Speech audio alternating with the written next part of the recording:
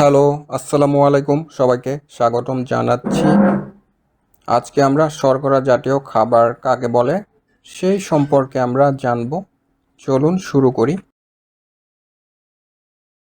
শর্করা জাতীয় খাবার যে খাবারগুলোর মধ্যে কার্বন, হাইড্রোজেন, অক্সিজেন এই তিনটি উপাদান রয়েছে সেই খাবারগুলোকে শর্করাযুক্ত খাদ্য বলে। আমরা যদি উৎস খুঁজি তাহলে শর্করা জাতীয় খাবার পাওয়া যায় দুটি উৎস থেকে। একটি হচ্ছে উদ্ভিদ উৎস, আরেকটি হচ্ছে প্রাণীজ উৎস, এবং এটার মধ্যেও অনেক ভাগ রয়েছে যা আমি আগামীতে আলোচনা করব। ধান, চাল, গম, ভুট্টা, দুধ, আলু ইত্যাদিতে শর্করা পাওয়া যায়।